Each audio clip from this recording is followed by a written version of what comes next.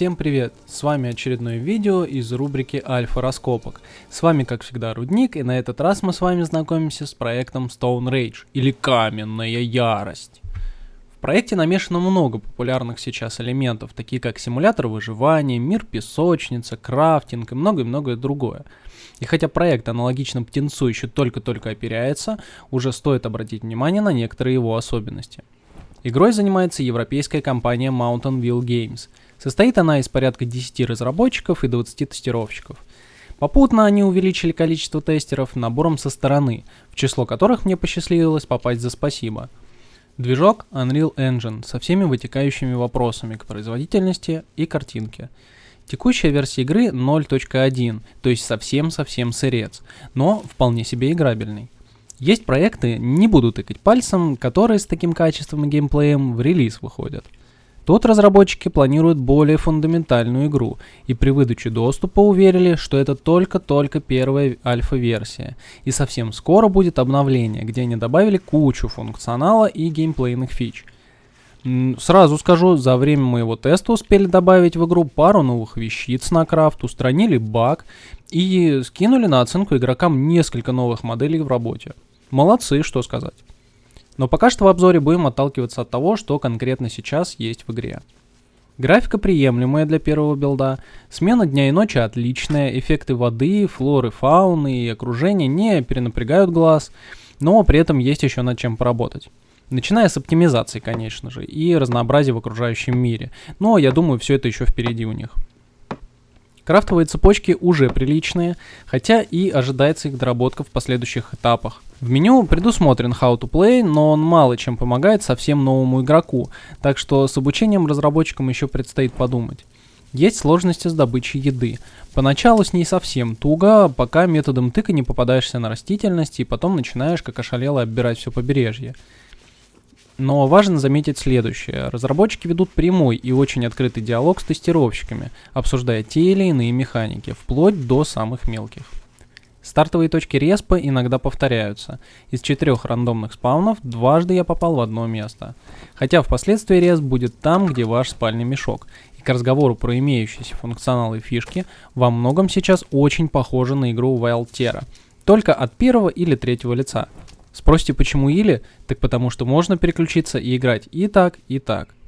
Ресурсные цепочки интересные, промежуточные материалы можно добыть несколькими способами. Также уже реализована условная качественность инструментов.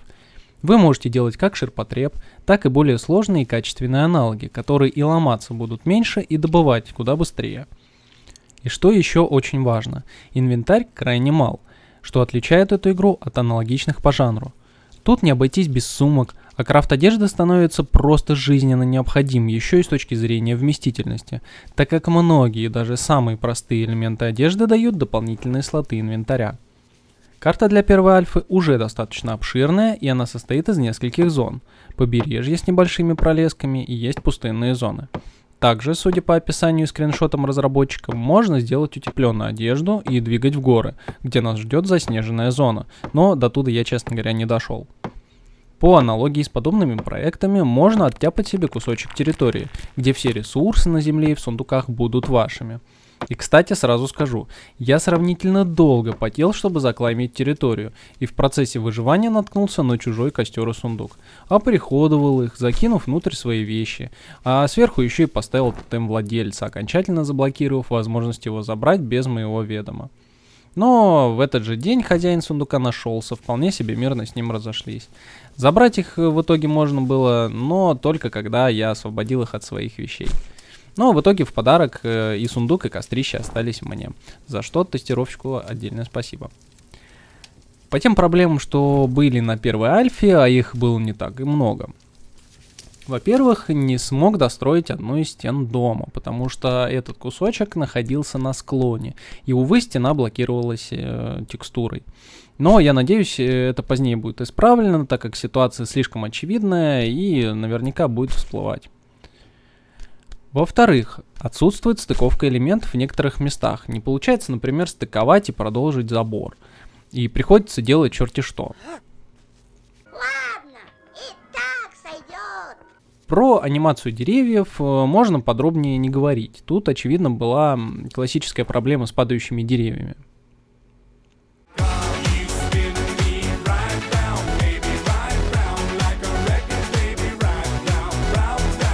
Что я еще не успел опробовать? Так это сходить в одиночку на мамонта или иного хищника, хотя такая возможность в игре уже есть. Животные существуют, они анимированные, большие заразы, и, как по мне, без качественного оружия и ножа для разделки, не хочется и спешить умирать, тем более одному.